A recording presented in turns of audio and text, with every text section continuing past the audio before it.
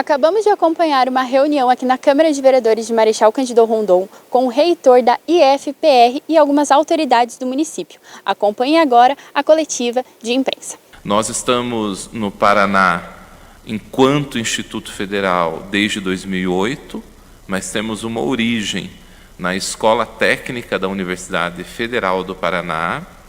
E quando nós olhamos o histórico dessa instituição, nós remontamos, e muitas pessoas talvez não saibam, a nossa origem está na vinda dos imigrantes alemães para o Brasil, na sua instalação em Curitiba, quando eles construíram uma escola alemã, para que fosse mantida ali a tradição alemã, a língua alemã para os seus descendentes.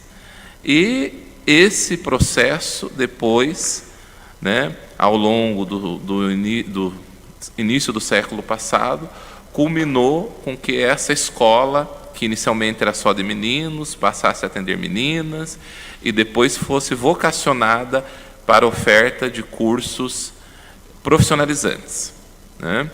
E o primeiro curso que foi ofertado, na época, era chamado de curso de guarda-livros, que hoje é o que nós conhecemos como curso de contabilidade, ou ciências contábeis.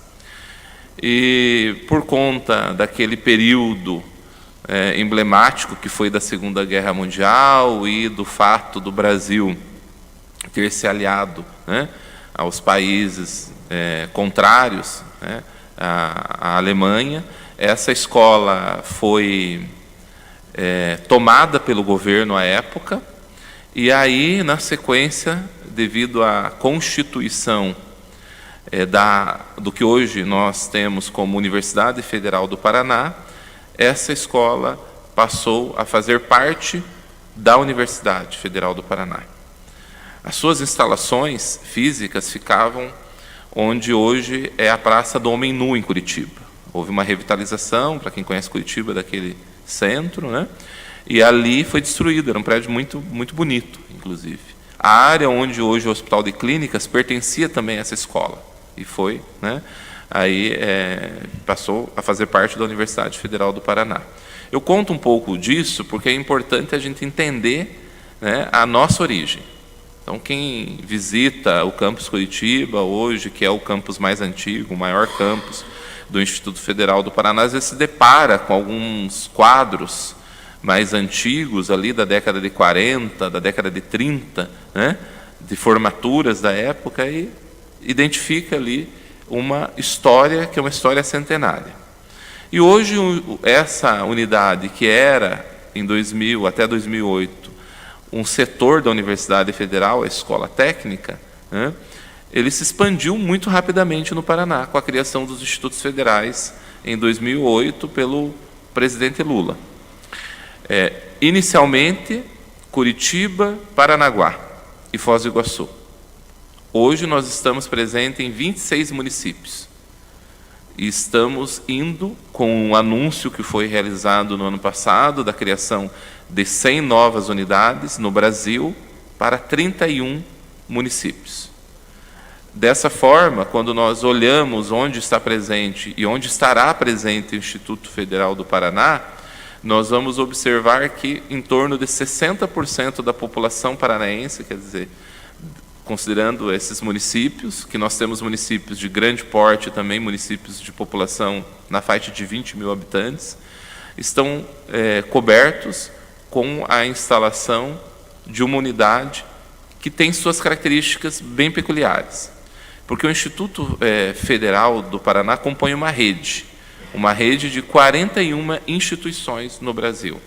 Então, nós trabalhamos em rede. É uma rede federal de educação profissional, científica e tecnológica. Existem alguns estados que têm mais de um instituto federal, mais de uma reitoria. Santa Catarina, por exemplo, tem 2 institutos federais com diversas unidades, diversos campos. O Instituto Federal Catarinense e o Instituto Federal de Santa Catarina. O Rio Grande do Sul tem 3 institutos federais. O Farroupilha, o Sul Rio Grandense e o do Rio Grande do Sul. São 3 reitorias. No caso do Paraná, é um instituto federal só, uma reitoria apenas. E aí nós estamos presentes nessa estrutura multicamp, de leste a oeste, de norte a sul, como eu mencionei, atingindo agora a ordem de 31 municípios. E nós vivemos uma fase bem especial, né, nesse momento. Temos aqui conosco o diretor do campus Assis Chateaubriand, professor Joaquim, que acompanhou um pouco também dessa história, foi diretor, inclusive, de um campus desses que tem menor porte, de Barracão, né, que é aqui uma cidade, né, próxima daqui, do sudoeste, aqui do Paraná, fronteiriça, e que também, diante desse cenário de expansão, né, que é um novo cenário que nós temos, possibilita, inclusive, esse processo de diálogo, enfim, de debate e também de reunião, né, de forças políticas, da sociedade civil, porque hoje, né, nós temos um momento em que se fala de expansão da rede pública e da rede profissional, da criação de novas unidades, né?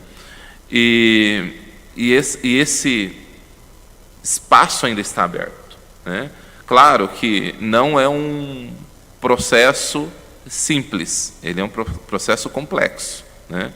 Nós fizemos uma reunião, o vereador Fernando estava em Brasília, quando eu me comprometi e me pus à disposição vir aqui, acompanhado na época do deputado Elton Welter, no Ministério da Educação, onde nós tratamos com o secretário da Educação Profissional e Tecnológica dessa questão, dos interesses que o município tem, né? Esse município, que é um dos municípios assim, com maior potencial de crescimento aqui da região oeste do Paraná, e na oferta, né, de uma educação profissional federal. Porque onde nós estamos enquanto instituição, nós temos o compromisso e o dever legal de atendermos às necessidades territoriais, não só do município, mas do seu entorno, né? E quando eu digo isso, quais são as necessidades? Algumas foram elencadas aqui num ofício lido. Mas quais são as necessidades dessa região? Quais são os cursos que necessitam ser ofertados? E aí nós temos condições legais, né, porque nós somos equiparados, em termos de lei, às universidades federais, somos uma autarquia, temos, né, autonomia administrativa, didático-pedagógica, de ofertarmos desde cursos de formação básica, inicial e continuada, cursos de qualificação profissional, 40, 20 horas, 60 horas, 80 horas, voltados para quaisquer segmentos, profissionais da área de saúde, professores, enfim, profissionais da área de limpeza, ou voltados para determinados segmentos específicos da comunidade, mulheres em situação de vulnerabilidade, pessoas, né, que têm uma necessidade específica, às vezes, de educação, né, uma educação especial. Nós temos essa condição legal de fazermos essa oferta, passando por cursos de nível médio, com formação técnica, os técnicos de nível médio, desde integrados, que é quando o estudante faz a formação técnica junto com o ensino médio, ou o que nós chamamos de subsequentes, que são voltados para aqueles que já têm o ensino médio, mas que desejam uma formação técnica, passando pela graduação, cursos de graduação, em especial os cursos de licenciatura, mas também cursos de engenharia, cursos de bacharelados, cursos de tecnologia, alcançando a pós-graduação, alcançando os cursos de pós-graduação a nível de mestrado, de doutorado. Enfim, temos essa condição, é uma condição muito diferenciada, eu diria, muito singular, porque nós atuamos da educação básica à pós-graduação, né? E temos condições legais previstas em lei, quando foi promulgada, né, quando foi sancionada, aliás, a Lei 11.892 de 2008, pelo então presidente Lula, de perpassar por todas essas etapas de ensino. E tudo gratuito, né? Tudo gratuito. Aí nós temos uma relação, né, com a questão, por exemplo, da assistência estudantil. Precisamos avançar enquanto política no que se refere à alimentação escolar, por exemplo, mas hoje os nossos alunos que estão em situação de vulnerabilidade, que estão ali assistidos pelo CAD único, eles têm, né, condições de receber um auxílio estudantil, que hoje está na faixa de R$ 360 por mês, para poderem viabilizar sua permanência na instituição, seja através do transporte, seja através, por exemplo, né, também da alimentação. E possuímos, né, um corpo docente extremamente qualificado. Então, nós temos hoje mais entre 60% e 70%, porque isso fica muito dinâmico, né, dos nossos docentes são profissionais com mestrado ou doutorado, alguns até com pós-doutorado, com experiências no exterior. Essa também é uma situação interessante, é uma possibilidade que os nossos estudantes têm de fazerem intercâmbios, de estarem participando, né, de programas de internacionalização nos editais internos, editais que nós conseguimos financiamento junto ao governo federal ou, inclusive, também com setores da sociedade civil, Rotary, Clube ou outras associações. E, diante dessa dinâmica, né, de uma instituição que volta-se para as realidades regionais, as realidades locais, né, o nosso compromisso acaba sendo focado no desenvolvimento dessa região, no desenvolvimento educacional, no desenvolvimento territorial, porque quando a rede foi criada, os institutos federais foram criados, o grande objetivo era a interiorização da educação profissional, porque nós tínhamos, né, escolas apenas profissionais, em geral apenas nos grandes centros, nas capitais. Eventualmente, nós tínhamos em alguns estados, o Paraná não tinha, escolas agrotécnicas. Minas Gerais é o estado que mais tinha esse tipo de escola, né? Escolas assim, rurais, às vezes algumas também centenárias. E no Paraná nós não tínhamos nenhuma dessa natureza. Por isso que houve uma grande expansão, fazendo com que o Instituto hoje seja do Paraná, né, seja o quarto maior instituto em termos de unidades na rede federal. Nós estamos, em termos de número de unidades de estrutura multicamp, atrás São Paulo, do Ceará, do Maranhão, e daí vem o Paraná. E nesse processo de instalação, e nesse processo de execução das suas atividades, é fundamental, extremamente necessária, a ação cooperativa e de parceria com o poder público municipal. Na verdade, tudo começa a partir daí, porque uma das exigências que o MEC faz, se há o interesse de instalação de uma instituição desse porte no município, é a destinação de uma área para a construção da escola, para a construção dos prédios, né?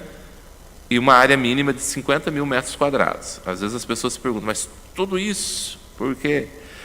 Porque a nossa escola é diferenciada, né? Não podemos, assim, diante de tudo que eu mencionei aqui, ela tem uma característica muito parecida com de universidade. Ela tem uma característica parecida com o que era o Cefet antes, que hoje aqui no Paraná é o TFPR. Então, esse espaço é pensando no quê? É pensando na expansão também da unidade, em construção de novos prédios, em áreas que são muitas vezes destinadas para realização de projetos de pesquisa, de diferentes naturezas, né?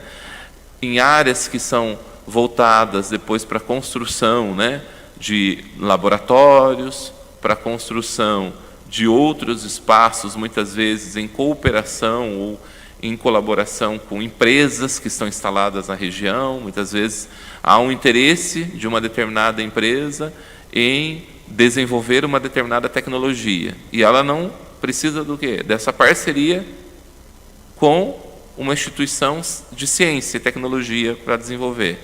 Ela vai acessar o Instituto Federal do Paraná e é possível estabelecer, através de parcerias, de convênios, né, regrados em relação a isso, o desenvolvimento daquela pesquisa que vai gerar uma determinada tecnologia. Então, o Instituto Federal também tem essa característica, não somente, né, do processo ali de ensino, é uma escola, com certeza, é uma instituição de educação, mas também de promoção de ciência, tecnologia e inovação. Então, portanto, também os nossos estudantes, eles passam e têm oportunidades de desenvolverem ações, mesmo no ensino médio, de pesquisa, de extensão, de inovação, né? E é por isso, inclusive, né, que é um aluno diferenciado, porque ele pode escolher, quando termina a sua formação, ir para o mercado de trabalho, desenvolver-se como profissional, às vezes empreendedor, muitas vezes, né, atendendo às indústrias, o setor de serviços da região, mas é uma instituição que também oportuniza uma formação que muitas vezes vai fazer com que ele siga no ramo acadêmico, fazendo uma graduação dentro da própria instituição ou buscando, inclusive, né, uma formação de pós-graduação a nível de mestrado e doutorado. Então,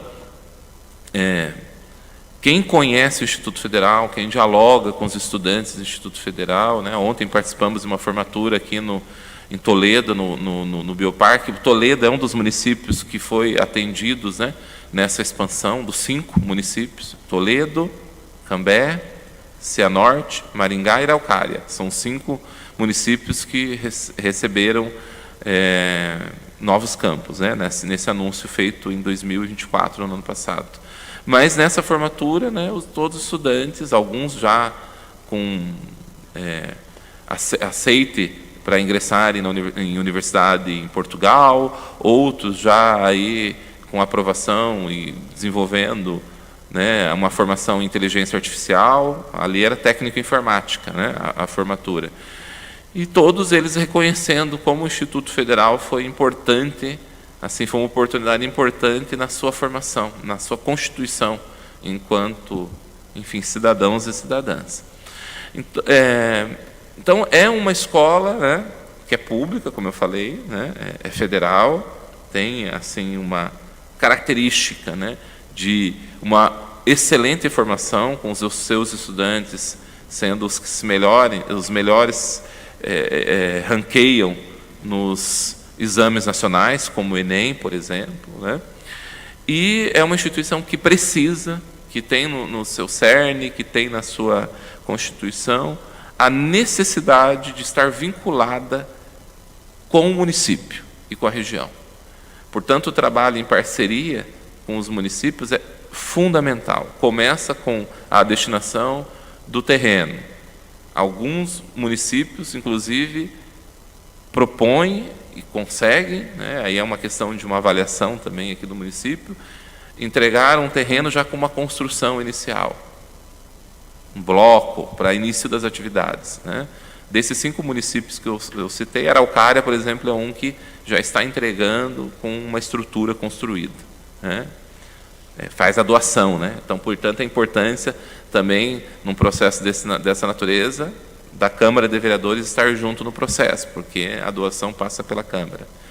E depois, a instituição existindo no município, da sua importância em ter um bom relacionamento, né, independente dos governos que passam, porque nós somos, né, passageiros no cargo em que estamos, eu enquanto reitor, né, o prefeito, enfim, mas uma boa relação com a prefeitura enquanto uma entidade de Estado, né?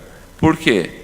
Porque a gente precisa dessa parceria no que se refere ao acesso dos estudantes através do transporte escolar, no que se refere às condições, muitas vezes, que a gente consegue estabelecer em parceria para a oferta da alimentação escolar para os nossos estudantes, até que a instituição consiga, por conta própria, oferecer, porque é um processo de constituição que é gradativo, né? Não se começa uma instituição do zero, em um ano se tem ela totalmente formatada, né? Pelas características que essa instituição tem, esse é um processo que demora, muitas vezes, década, para que ele se consolide, né? Mas, né, é uma instituição que reforça essa característica, justamente de se voltar para as necessidades da região e, portanto, para as demandas colocadas pela sociedade.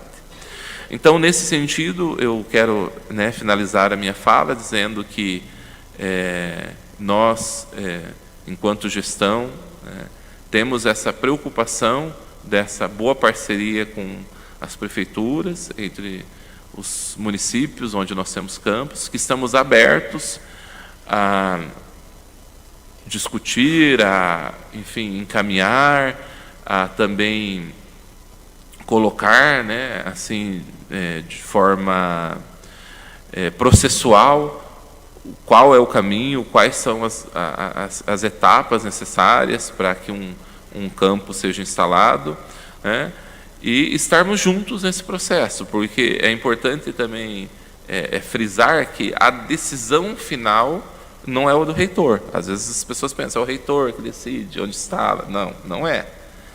Nós somos aqui pessoas que participam do processo, obviamente, que, né, tecnicamente dá os subsídios, que apoia, que assessora, que faz essa elo de ligação com a prefeitura, né? Conforme eu já mencionei aqui, existem algumas condições que o próprio governo federal já impõe, mas a decisão final acaba acontecendo a nível, né, de Brasília, e aí é importante, sim, né, essa relação da prefeitura com as forças políticas da região e, né, assim, todo esse movimento junto com a sociedade civil para mostrar, olha, né, a cidade precisa, tem interesse, né, quer abraçar um Instituto Federal do Paraná por conta disso, e a partir disso, né, a gente pode, juntamente com vocês, né, com as autoridades locais,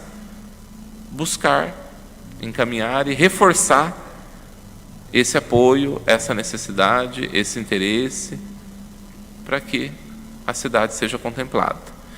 Eu quero dizer, né, assim, finalizando, né, que ontem eu ouvi do deputado Lemos, lá em Pitanga, onde nós também temos um campus, né, foi inaugurado ontem um bloco, né, através de emendas parlamentares dos deputados. E ele me mencionou, né, que ele acompanhou esse início das instalações do IFPR em 2008, e que na época eles almejavam, esse era o que tinha sido levado para o MEC, 50 unidades no Paraná, que esse era o objetivo. Estamos agora com 31. Né? Até brinquei com ele, falei, então faltam 19, né, deputado? Ele falou, pois é, esse foi o objetivo. Quando foi levada a proposta lá para o MEC, da Escola Técnica se transformar em Instituto Federal do Paraná, eu acompanhei, e o pedido era esse, que pudesse ser atendido com 50 unidades. São Paulo vai atingir 52 unidades agora.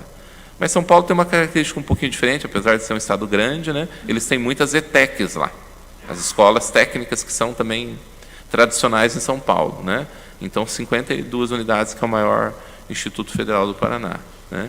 E a gente, enquanto reitor, está à disposição para fazer esse diálogo, buscar, né, essas condições, tratar desses encaminhamentos junto ao MEC, porque nós entendemos, eu sou do interior do Paraná, né, uma cidadezinha pequena aqui, Engenheiro Beltrão, noroeste aqui do Paraná.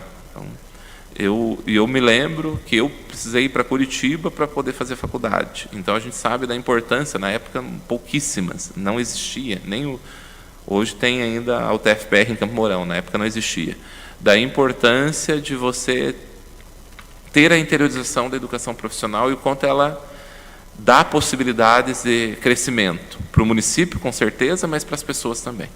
Existe aqui um documento preparado, enfim, né, eu tomei conhecimento desse documento ontem, já passei a fazer a leitura e, enfim, conhecer um pouquinho mais daquilo que foi já discutido, pensado do ponto de vista técnico para a instalação da instituição. Quero reforçar as palavras do nosso colega, professor Joaquim, né? É importante ressaltar isso que ele falou, nós ofertamos todas as etapas da educação básica, mas, assim, por força de lei, inclusive, 50% das vagas devem ser destinadas para os cursos técnicos.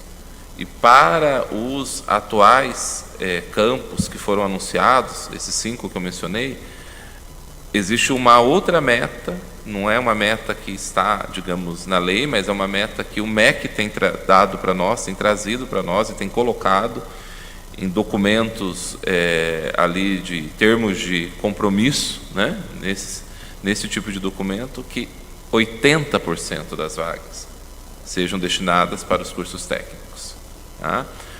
Preferencialmente e prioritariamente os cursos técnicos de nível médio integrado. Há uma preocupação muito grande na formação dos nossos jovens, adolescentes, tá? Então, assim, a lei já estabelece isso. Outro detalhe que a lei estabelece, que vai ao encontro do pedido da nossa colega professora da UFPR, né? 20% das vagas, cursos de licenciaturas.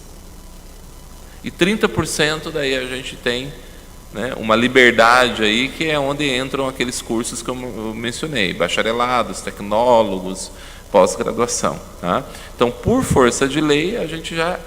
Os 50%.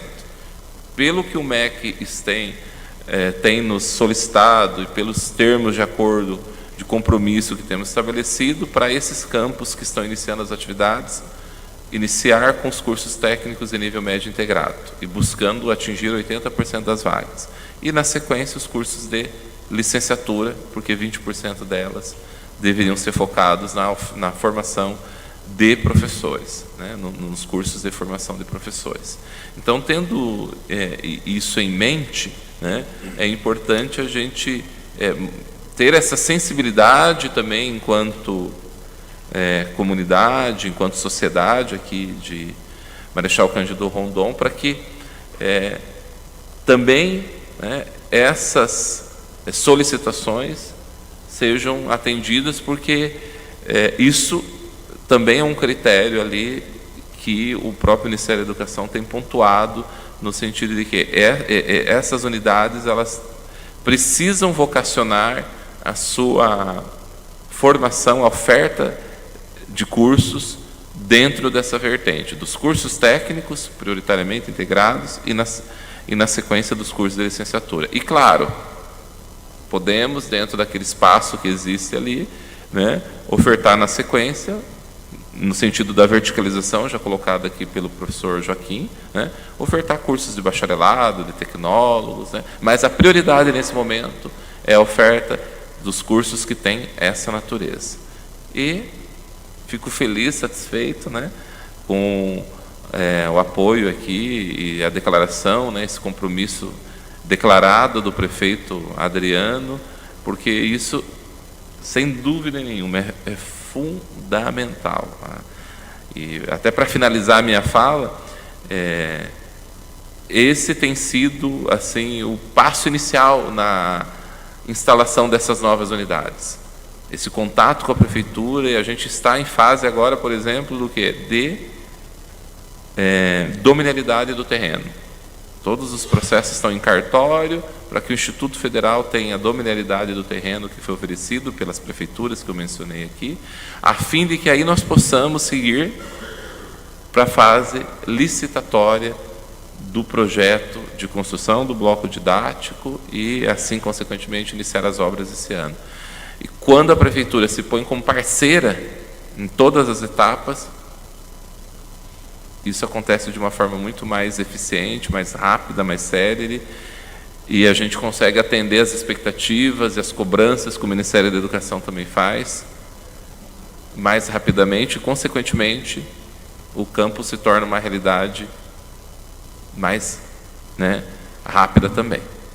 Então, reforçamos esse nosso compromisso, estamos à disposição para agendarmos uma reunião no MEC, com o secretário, no Ministério, enfim, com, né, as autoridades lá presentes, para mostrar, mais uma vez, reforçar a importância, a necessidade e todo o apoio que a Prefeitura de Marechal Cândido Rondon, que a Câmara de Vereadores, que a sociedade civil organizada, né, os setores também econômicos, a sociedade, enfim, tem no sentido de estabelecer aqui, implantar aqui uma unidade do Instituto Federal do Paraná. Então, estamos juntos nessa caminhada. Tá? Muito obrigado.